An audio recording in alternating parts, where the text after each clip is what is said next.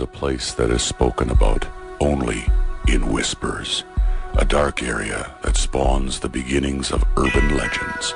A place where anything can happen and usually does.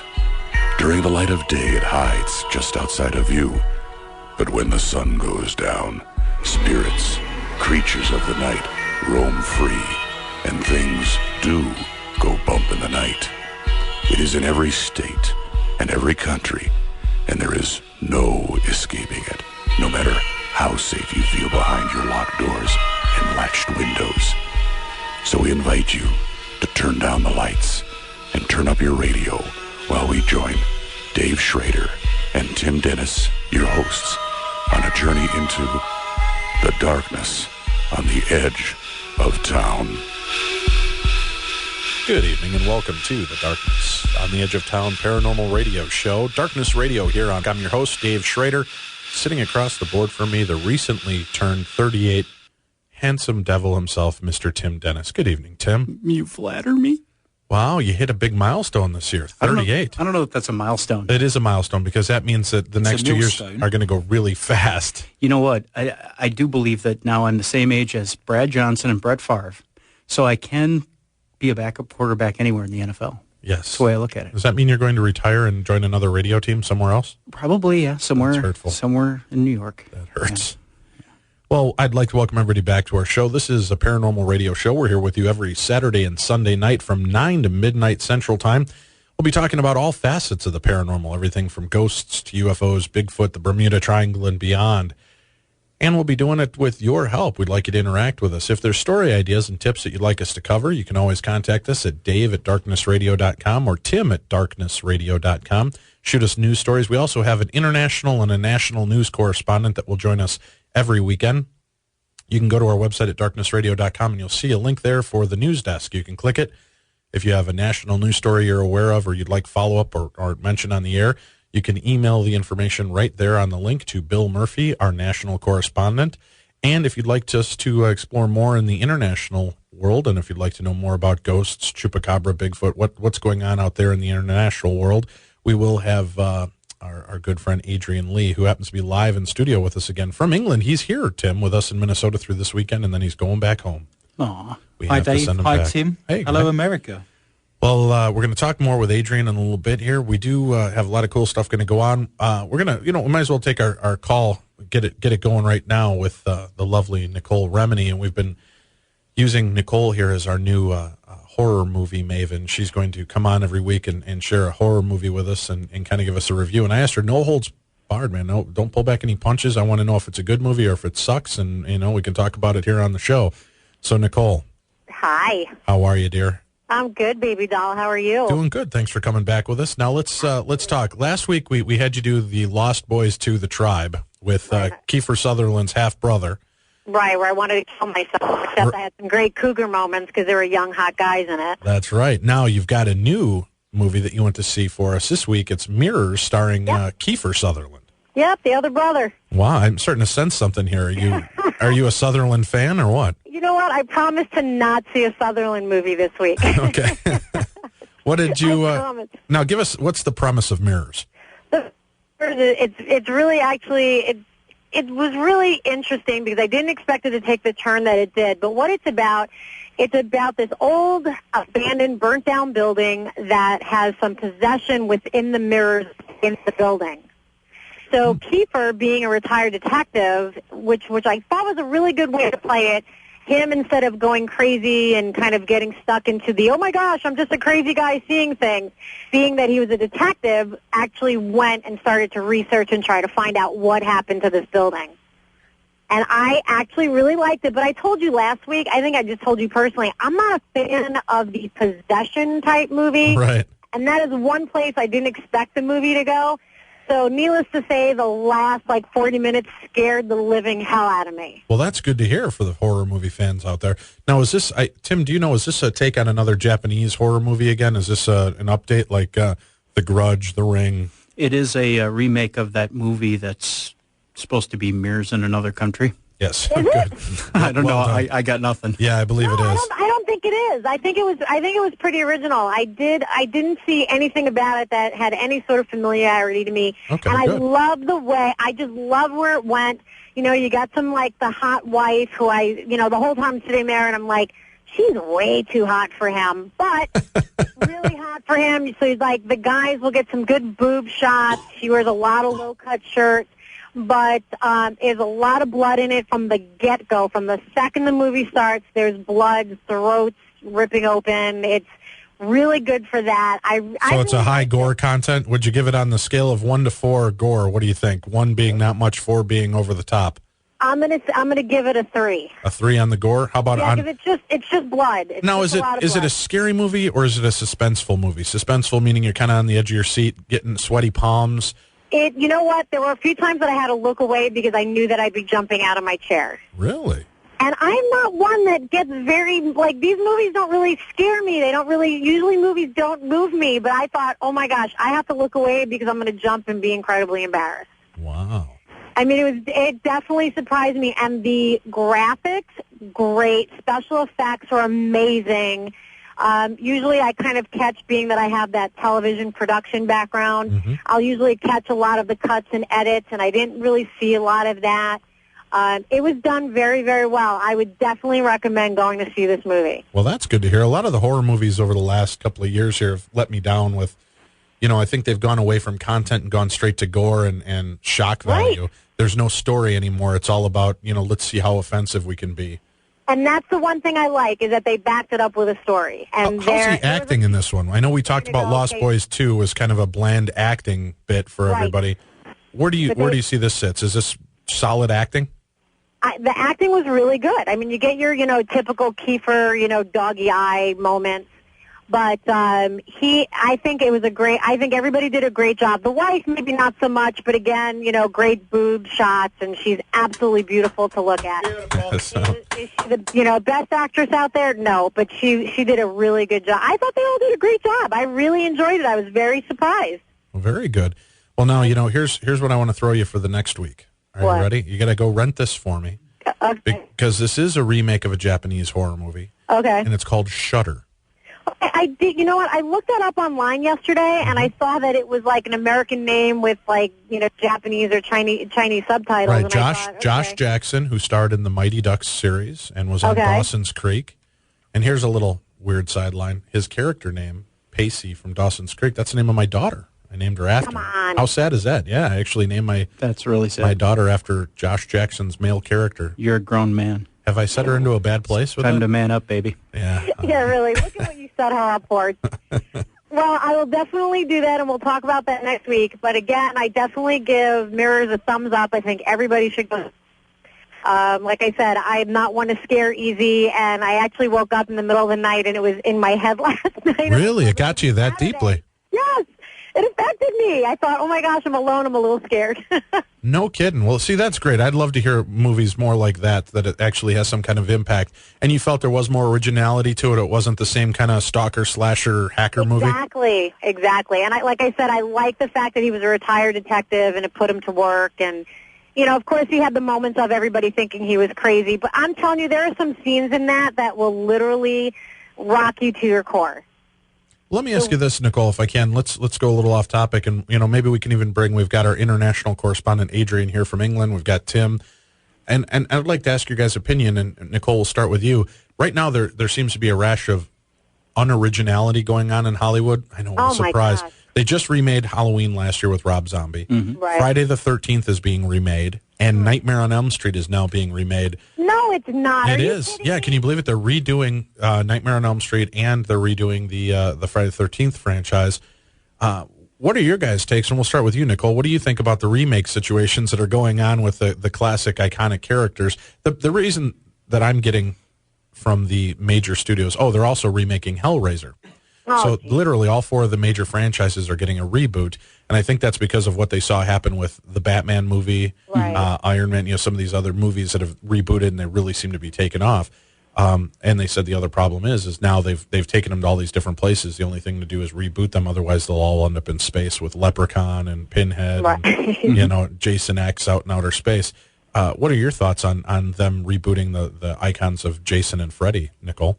Well, you know what really bothers me about it, again, coming from the Hollywood background, is I know so many people that are out there struggling, writing movies, trying to get original movies put in front of different movie makers, and it really bothers me that they go to this place, that they look at how is the quickest way to make money, and with the, and I think too what they look at is special effects these days. They can go to places they've never gone before. So I think that that's one of the reasons why they think it'll work. But I think people from our generation look at it as it's ridiculous, and I think it's a big ripoff. And honestly, I don't want to go back to that. I want to keep with my original. Right. I want to keep with my original. And then again, I feel bad for the people who are actually trying to make movies, put original scripts out there. That part of it really does bother me. Although being typecast, I heard that they've recast Freddy Krueger as Carrot Top, and he doesn't even have to put on makeup. He just looks frightening already. He scares me to death. Well, at least it gives him something to do Exactly. rather than just being, a little pawn in Gene Simmons' world on his show. Well, Adrian, how about you for England version? You guys get our American movies over there, and you start to see these remakes come through. How does it look in Britain to you guys? Are you just... Is it a turnoff to the British audiences to just see the same crap trawled out after, 10, 15 years remade again? Sure. I do think there's a theme that nothing is truly original anymore, and I think that can be applied to all genres, really. Except for Darkness on the Edge of Town Paranormal Radio Show. And obviously we're cutting edge. That's right. But I don't know about yourselves, but with all the CGI and all the modern technology, I still look back to things like The Exorcist, and that kind of physicality without any kind of computer graphics was far more impressive than all the stuff we're getting now. I don't know if it's the case that, I don't know if I'm becoming immune to just seeing graphics now, and there is a sense that they don't sometimes look as good as they should. But that kind of physicality that took place in some of those older films are far better. And just psychologically, what was scary 20, 30 years ago isn't scary to today's horror movie audiences. And they're shooting for a younger crowd. They're not shooting for anybody older. I don't know that. So to reboot, Halloween or Nightmare on Elm Street, to us may seem like sacrilege. To a kid who's, anywhere from 15 to 20 years old, if you do it right, like with Rob Zombie, obviously Rob Zombie doing the remake of Halloween is to appeal to a younger audience. Right. It's not something like I went to go see, because I've already been there, done that. It's always been the case, though, that things are repeated. I remember seeing going back to Sutherland again, the Body Snatchers I saw was the one with Sutherland in it. But if you then go back and see the one that was filmed in the 1950s, that's always been the case, that there's been things repeated. Well, Nicole, thanks again for joining us this week. We'll talk to you again next week. We'll talk about the movie Shudder. You got it. We'll check out with you then. Thanks again for being a part of the show, and we'll get back with everybody else. Welcome back to the show. You're listening to Darkness on the Edge of Town Paranormal Radio Show. I'm your host, Dave Schrader. Across from me, the birthday boy, Mr. Tim Dennis. So, Tim, on your birthday, did you go out and do anything fun, have any excitement? No. No? You're 38, my friend. Yeah. So you just sat at home and played Guitar Hero in your boxer shorts? Yes. Excellent. A normal evening, then, in effect. Yes, pretty much. I graduated from easy to medium, and you can insert whatever joke you want there. Wow, that's horrible. Yeah. Well, let's get into tonight's news with paranormal news from around the world. We've got in studio with us. He'll actually be calling in every week. We're shaking him out at about 3:30 in the morning out in England, Tim. It's about time we get them people up before. Right, we're going to get Adrian up every 3:30 every Saturday morning out in England. It did only just dawn on me that would be the case. Yeah, so thanks for that, welcome to the show. But while he's out here, we've got him live in studio talking about some international news. And again, if you have international news tips or stories you'd like us to cover more, then feel free to go to darknessradio.com, click the news desk, and you'll see on there a link to Adrian Lee. You can contact him both on his MySpace and at his email address. There's links at both, so you can join and add them to give him some story ideas, and he'll try to bring us more stories in the vein that you want to talk about. Now, we kind of got stories all across the board here today. We've got truly global news this time around. New Zealand, South Korea, France, even Wales again we'll touch upon. Good. Well, let's start off with our French friends and what's going on over there. Absolutely. This is a very strange story, in actual fact. A man in France actually came back from the dead this week. It says this is the man of a case whose heart stopped beating for 1.5 hours, only to revive just as doctors were preparing to remove his organs for a transplant. That's not a good scenario to be in, is it? No. Oh, my God. So, but he was actually dead? He was actually pronounced dead and was actually on the slab for 1.5 hours, and they were preparing to take his organs away. Did you remember the film Coma, by the way? Oh, right. Just a passing thought. This 45-year-old man suffered a massive heart attack, and rescuers used cardiac massage to try and revive him without success before transferring him to a nearby hospital where he was actually pronounced dead. Doctors started preparations to remove his organs, and at that point the surgeons actually noticed he was beginning to breathe unaided, and his pupils were active, and he could actually feel pain, and his heart had actually started again, and he was brought back to life, in effect. Wow, what does that say about the medical industry now? I mean, do we... There's a huge debate going on in France at the moment. I've been looking through some of the French newspapers. It stirred a whole, massive debate amongst the medical profession in France, and the daily newspaper Le Monde on Tuesday dedicated a full page to the subject under the headline, "The organ donor wasn't dead." The thing about this story that interests me, the thing they don't touch upon is I want to interview this man. I want to find out, I want to talk to the guy. Was there lights? Was there angels? Was there a feeling of love? Well, now here's a question, though, Adrian. Does it talk about in here? So he was on the slab for an hour and a half. Yeah. Is he brain dead now? I mean, he started breathing on his own, but that's base brain activity. He's perfectly fine. He's walking around. He's talking. But, it's the experience I want to talk to him about. Was there damnation, fire? Did he have to watch a complete box set of Friends? Oh, God, I don't think his life was that bad on it. He must have done some pretty bad things. So he came back from the dead, but he's able to walk and talk now. He's doing fine. He's perfectly fine, yep, absolutely. Wow. And there's, so you said that they're kind of debating in France now. What are they debating about? Just, when do you proclaim somebody dead? I know that in France recently they've put together some legislation because they've got so many people requiring organs in France. They've actually put legislation together to actually try and get them quicker than they normally would. And I did read a report that over 200 people died in France last year just through lack of organ donation. So I know they have put in place a framework and a structure, but I think they might need to reassess that and actually look at how long and the process they go through before they actually extract those organs. See, this is what, one of the driving forces I have in the paranormal field, Tim, to investigate, and Adrian, I don't know if I've covered this with you, we've talked about it in the past shows, is my fear of death. Is what keeps me going forward in this field. I just don't want to be there when it happens. Right, exactly. And that's what I'm afraid of is now you bring up a story like this. My chronic fear is what if you die and you're just in your shell for eternity? And you're just hanging out there. What if there is no heaven, there is no hell? Imagine all the people. Ooh, why would you do that to I don't know. I know, but that's the way it is. You've got this going on. This is my worst flipping nightmare is, holy God, you're not dead. And they're cutting you open and start taking your stuff. When they do open heart I want my stuff, Tim. Well, I know. I want my stuff, too. I don't think many people would want your stuff, to be honest, Tim. Hey, thanks, when they do open heart surgery, technically you're dead on the table. Your heart has stopped beating. You're still kept but they're alive. Oxygenating you. They're keeping your brain stimulated and pumping blood. There's nothing in the story that says that this guy's brain wasn't still active, just that he was medically dead. And that could just be his heart stopped for an hour and a half. Right, but for an hour and a half without blood circulating through your body by mechanical means and oxygen not being pushed in there, to me that seems the most impressive or freaky part. And then, what begs to mind is if you remember, there was a classic movie, Waiting for Mr. Jordan, and it was remade by Warren Beatty into Heaven Can Wait, where his character dies prematurely, and they say, well, all right, we'll put you back. And he kind of steps into the life of a guy, a very rich man who died. And it kind of makes you wonder if this is a walk-in that's now taken over this body, and is this a second chance for this person to... I don't know that I go that far. I'll take it a different direction. I think maybe the medical profession hasn't looked into exactly how they just assume if you've been dead for 6 minutes or more, you're ruined. There's nothing more they could do for you. I think actually there needs to be more study about what it is exactly, the mechanism of death, what it is that takes you out permanently. Because obviously this guy wasn't dead. He's almost in stasis, isn't it? It's almost a kind of hibernation. And that maybe the medical profession and health insurance companies in America aren't going to like this. The fact that there's a guy who stayed dead for an hour and a half and then came back to life, because much as Adrian pointed out, organ donation, as bad as it is in France, is the same way here in America. If you're an organ donor and you're dead, they want to harvest your organs as quickly as possible because there's probably someone whose life depends on it. Right. The fact of the matter is that if you put regulations in America for doctors to wait up to 2 hours afterwards, after the time of death, to declare them dead, that could be somebody else's life.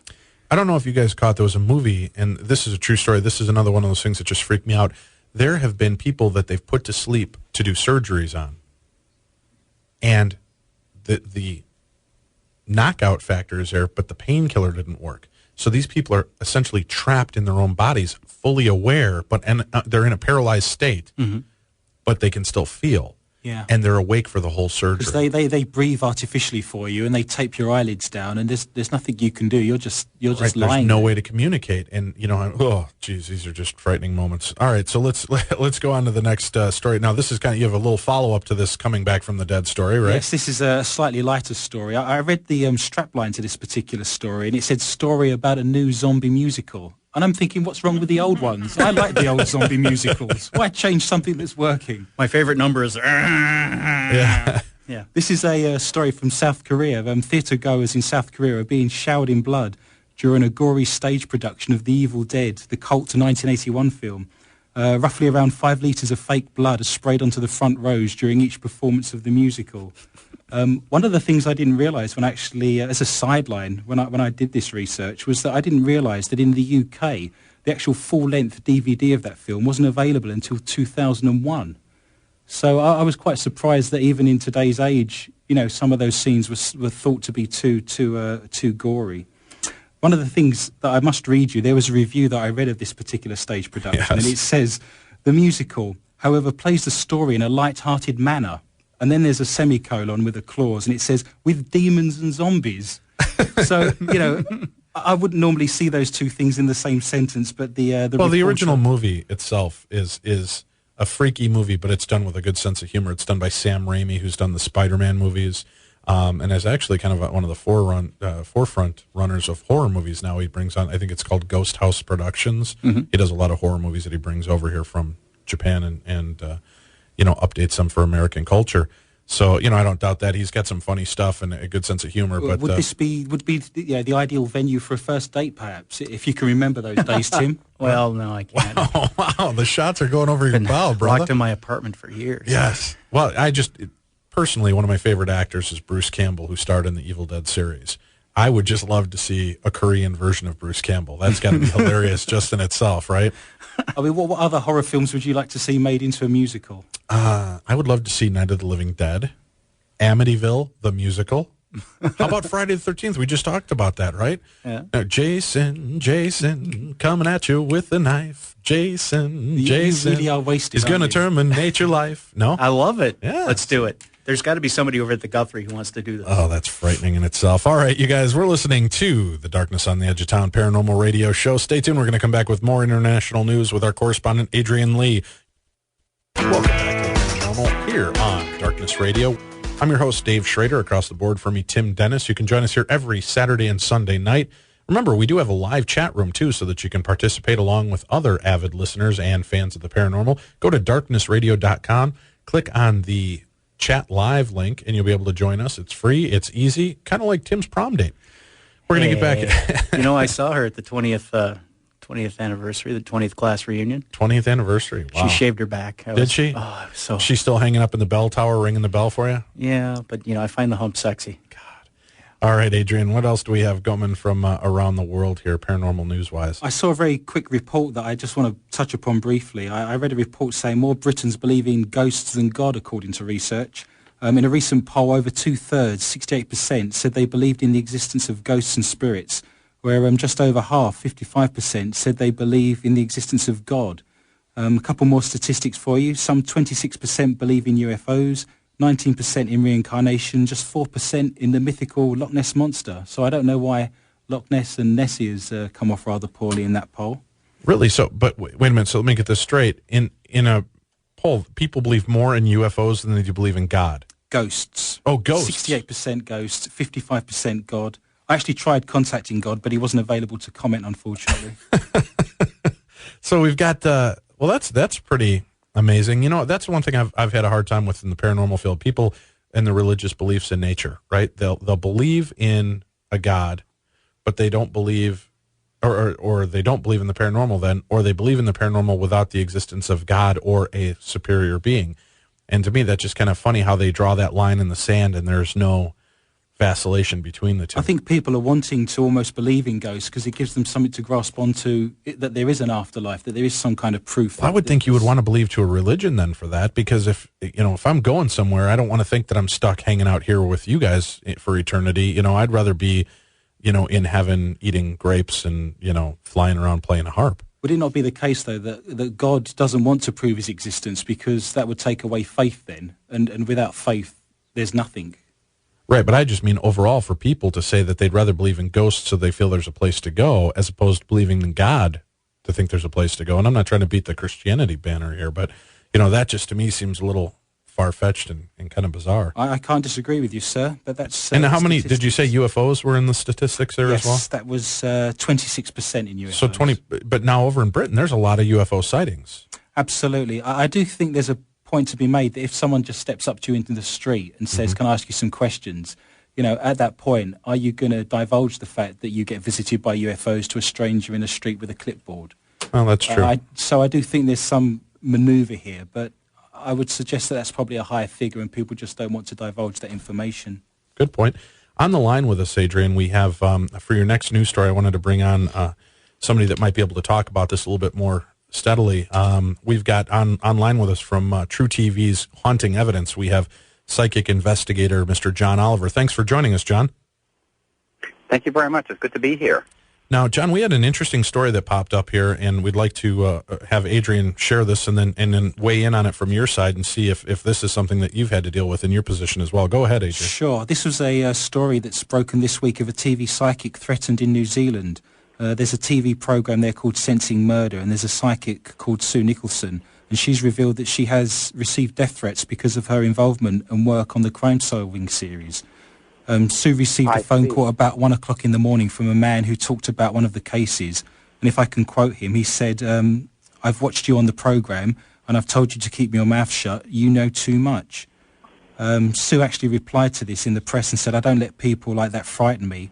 I will carry on with these cases, even though some of these cases are dealing with gangs and drug rings. I mean, my footnote to this story is that, this guy isn't very sensible, is he? If she's an expert on solving crimes psychically, and he rings her up and says, and threatens her with death threats, he's not really gone into that in any depth, has he? Or thought through it anyway. Obviously, he forgot that she can finger him a lot easier that way. Absolutely. John, have you had that kind of experience? Now, you not only do a show here in the United States, but you do a show in Japan dealing with cases. And I was a little bit more worried about it in Japan with some of the high-profile cases that were done there that involved, for example, the terrorist attack that was done on the, with the sarin gas in the subway stations there. Here I haven't been that worried about it, and here's the reason why. I have always taken, since I was a teenager, my parents actually started doing this, extra precautions as to my whereabouts. Okay. And except through email, no one could really get to me that way because my phone number is not published anywhere. I have offices in New York. I have offices in Los Angeles. So I'm between, places a lot. So that hasn't been an issue for me too much. And I wouldn't be really, that worried about it. As I hear this story, of course, it's scary to get a call at 1 o'clock in the morning and, and to be, threatened, that way. But I would not be that worried about it if that happened to me. Maybe I just don't have, fear. Well, you're also the Karate Kid, right? I mean, you've like a 25th level demon defender in Taekwondo or something, aren't you? That's right. I also have a Taekwondo school. That's right. I'm a Taekwondo teacher, so maybe that has something to do with it. That'll take away a little bit of the fear. I do think that anyone who's in the public eye, psychic or not, just has to take those extra precautions. So we need to make sure we have an unlisted phone number, can't be found. Get yourself a dog that will send things for you while you're asleep. Well, now, John, we have another story, too, here I'd like you to weigh in on. Adrian was going to share about something they're trying to do to sanction in Europe about psychics. Go ahead, Adrian. What do you have going on? Absolutely. This is partly a European directive. In Britain, a change of law could mean mediums, psychics and healers could face prosecution if they cannot justify their claims. Spiritualists are delivering a mass petition to Downing Street and complaining that a genuine religion is actually being discriminated against. Parliament is about to debate measures that will see all forms of paid-for paranormal activity fall under a new Consumer Protection Act and regulation. This will replace a Fraudulent Mediums Act that was first introduced in Britain in 1951. And obviously there's a lot of mediums that are unhappy with this. Under old legislation, it had to be proven that any accused psychic was actually setting out to commit fraud. So it's always been the case in Britain that you would class this as entertainment. It falls under the remit of entertainment to not make this legislation in effect come under effect from 51 onwards. But what they want to do is, in order to have this done, you have to prove that you can actually speak to the dead in order to not be fined or to fall outside of this. So they're trying to regulate mediums, right? Under new laws, some mediums feel they will be obliged to prove what they do. And when you're in the business of contacting spirits in the afterlife, obviously that's not easy. John, what do you feel about regulation for psychics and mediums, not even just in Europe, but across the world? Do you think that's something that should be looked at? Yeah, I know. On the one hand, I think that having regulations to regulate mediums and psychics theoretically sounds like a good idea. But here's what the problem is with that, which I've always said, because I've dealt with this very issue in certain localities of laws, advanced fortune tellers that go back to gypsy days. But what about the minister, or what about the priest in the church, or the Pope, for that matter, who claims to be receiving direct inspiration, from God, which is also a great spirit? The moment you start to regulate, one group, it gets very, very dangerous, for everybody's basic civil rights to express their spirituality as they want it. And I think that if that were happening to Protestants or Catholics or Muslims or anyone else that said you have to prove that there's God before you can open a temple or something. I think that's the road that people are worried about. Some groups are particularly worried about the effect on spiritualist churches, and many of them are held in impromptu locations which must be paid for. Would you be starting each religious service with a disclaimer? If you believe, why should there be a disclaimer in effect? Right. Well, John, thanks a lot for... Yeah, I'm sorry, go ahead. That's exactly right. I think it's just a violation of civil rights, and I think that there has to be some kind of a grassroots effort to just combat against that, because the moment the government tells you that because you're a medium, you have to claim it's for entertainment purposes only, I want to see that on every priest and every church and everybody's. Otherwise, it's just not fair. That's right. Well, thanks a lot for joining us, John. And Haunting Evidence returns this October on True TV, correct? 4 brand new 1-hour specials? That's right, on Saturday nights. Great. Well, thank you very much for joining us, John, and much continued success with you, sir. Thank you, and good luck. Bye. Thank you. All right, we've got one more story. We've got about a minute and a half left here. We'll go ahead and let's finish this one up with the psychic theme. Yeah, this is quite a nice story. In Wales, last Saturday, there was an inaugural Spiritual Connections Award. This is a kind of Oscars for spiritualists that's just starting up in Britain. It's recognising the work of spiritualists, holistic practices, the paranormal. So they're doing like an Oscars award? Absolutely. There was an online poll that saw people voting for their particular categories, and there was over 200 nominees actually attended this event, and the winners are going to be going on to actually be in a UK event later on in the year. I quite like the idea that when you see the Oscars and you get the split screen and you see the actors' faces, that at this particular event, when they're opening the envelope, there's actually 3 people looking upset before the names come out. Which is quite nice. Yeah, no doubt. How many people are going to show up? They're psychics. They already know if they've won. If 200 nominees turned up, did they actually invite 800? Exactly. What do they call these things? The psyches? Well, they've got some of the awards here. There's the best healer, best female psychic, best psychic art. There's a lifetime achievement award, best paranormal event. So they're covering quite a range of areas there. Unbelievable. What they'll give awards for, huh, Tim? I'm telling you. How about best paranormal radio show? That's your job when you get back to England, is get us involved, all right? I'll see what I can do for you, sir. Good deal. You're listening to the Darkness on the Edge of Town Paranormal Radio Show. Stay tuned. We're going to be back with a little bit more news, and then in hour 2, at the 10 o'clock hour, we're going to be talking to our guest, Preston Dennett, about UFOs over New York and California. Welcome back to the Darkness on the Edge of Town Paranormal Radio Show, Darkness Radio. I'm your host, Dave Schrader. Tim Dennis across the board, and international correspondent Adrian Lee has joined us in the studio this week. This is his second week here with us live in the studios, and next week he'll be back in his beautiful home in England. Yeah, she'll be kicking me back to do this at 3 or 4 o'clock in the morning in the rain and dark. Shaking you out of your bed to wake you up and share. And then join us on Sunday nights when we have national correspondent Bill Murphy on the show with us, and he'll be talking about paranormal stories that are taking place here in our country. But let's get back in. We got a couple more stories. Now, you've got an interesting story on mutilation. Yeah, I know Nick Redfern spoke about this briefly last week in last week's episode on Sunday. I just wanted to put a bit more flesh on this if I can. There's been a discovery in Staffordshire in England of a horrifically mutilated sheep carcass at a place called Norton Bridge, and this has strengthened claims that a big cat could actually be on the loose in this area. Eyewitnesses are convinced they've seen a panther-like creature stalking the borough. A leading wildlife expert has actually confirmed that the kill could well have been made by what they've called the Stafford beast, so it's now been given a name. Well, now help us, Adrian. Are there big cats in England normally that are indigenous there? No, there's no big cats in Britain, and wolves haven't been around in Britain for thousands of years now. They were hunted to extinction. We do get sightings of large panthers and cats. There's a thing called the Beast of Bodmin, which is in the West Country, and they suspect that they've escaped from zoos or they've been released because people have had them as pets and they can't look after them, and they've just let them go into the wild. So there is a feeling that there are big cats roaming around, but almost on an individual basis that have escaped from zoos or been released. A spokesman for the British Wildlife Rescue Centre said that he was 1,000% certain this sheep had actually been attacked by a big cat due to the nature of his injuries. There was not much left of the sheep, and apparently the liver alone would have weighed 7 pounds. There would have been 7 pounds of meat on the liver alone, and it's eaten the entire carcass. There's teeth marks all over it. I mean, it's a pretty grisly sight, and there's been quite a lot of sightings across the borough recently. Well, can't they do a saliva test, right, Tim? Don't they swab the wounds for saliva and then they can genetically tell if it comes from a feline or... You've been watching too much CSI. Yeah. No, actually, you could take some sort of DNA sample and try and figure out what it is. So this isn't necessarily paranormal. I know there's some of the stories in places in the United States where these giant black cats seem to appear, but they vanish in front of people's eyes. They'll be chugging along in an open field and then they're just gone.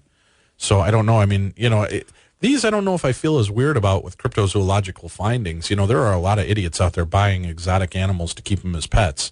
And when they realize things go horribly wrong and that they can't continue to feed them 200 pounds of red meat a day, they have to toss them out into the wilderness. Well, I guess it's paranormal in the fact that you said it was the Beast of... Stafford, yes, they've given it a name. Yes, but I could take my kid's hamster out and put it in my backyard and call it the creature of Circle Pines, and it doesn't necessarily mean that it's... That's what I saw the other day? Yes. Is it small and brown? Yes. I saw that too. Fuzzy with red eyes. Yeah. Menacing look. Yeah. That's him. Did it have a flick knife and tattoos? Yes. I think I peed just a little bit when I saw it. Oh, God.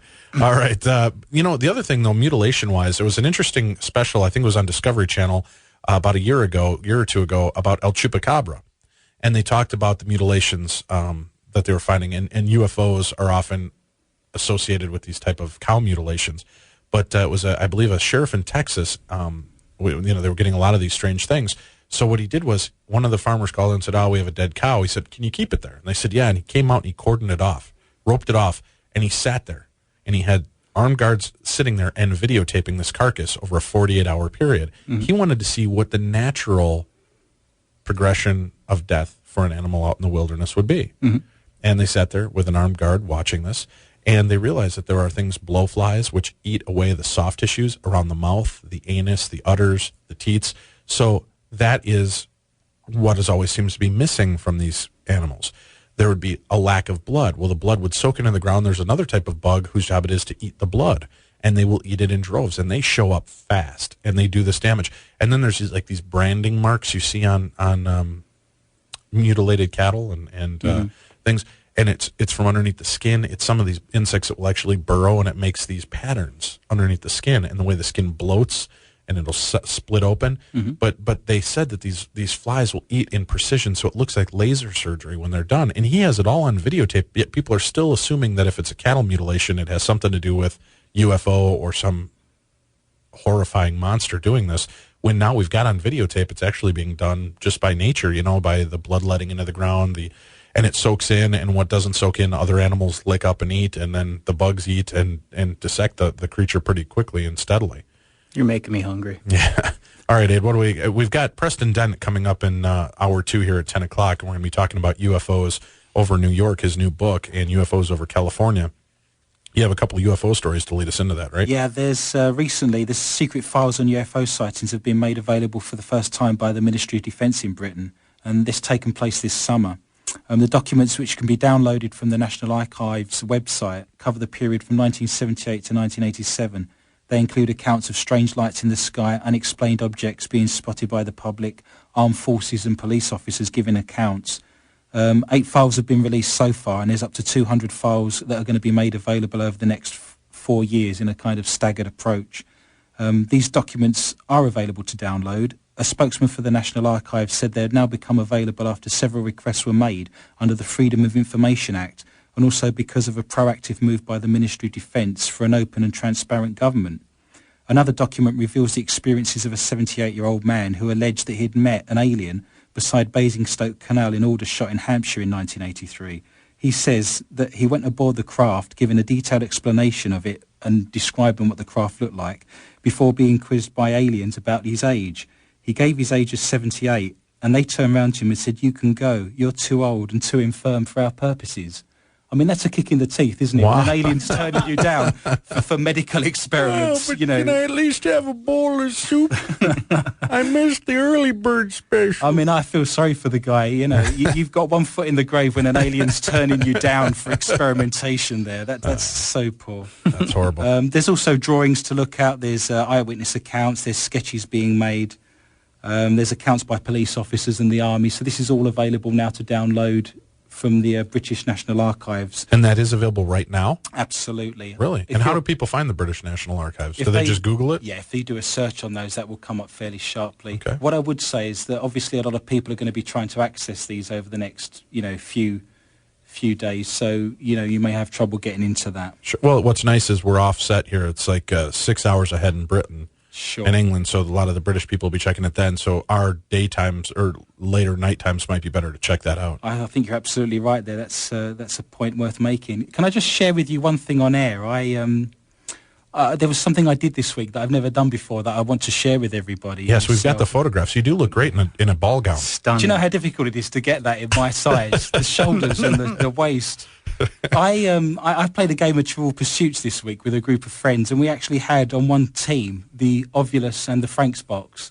Is that a sad thing? We turned the Ovulus on and we asked it what colour it wanted to be, and it said blue. And I played a game of Trivial Pursuits with an Ovulus and a Franks box. And those are our paranormal investigative tools. Again, one of our sponsors is Bill Chappell from digitaldowsing.com, and you can check that out. But well, that's thinking outside the box, but I don't know if it's the way they expected. I'm not going to tell you what the result of the game was either. Okay. The Ovulus beat you? Well, science questions, they could get out, Einstein. So, right. It's slightly unfair, I'd say. There's a couple more UFO stories that I just want to share with you. There's been a lot of activity this week in Britain. Two of the largest UFOs ever seen by a crew of an aeroplane was seen over Guernsey, which is one of the Channel Islands between France and Britain. Captain Ray Bower, 50, reported seeing 2 cigar-shaped objects, each up to a mile wide in the sky near Guernsey. It was also seen by the passengers on the plane. He said they were 10 miles away. He realised they were approximately about 40 miles away from the aeroplane, and he said they were roughly the size of a Boeing 737. Wow. He said they must have been a lot bigger because they were far away, and he was trying to calculate in distance how big these things were. But we're talking quite a large size here, and there was 2 of them. He said, "I'm not certainly saying there's something from another world here, but he'd never seen anything like that before in all his years of flying." And they were actually confirmed as well by a number of passengers on the plane. But this follows up to another story I just want to touch upon quickly. We're getting a lot of activity in Britain at the moment. There was another reported sighting of a UFO on a military base in Shropshire.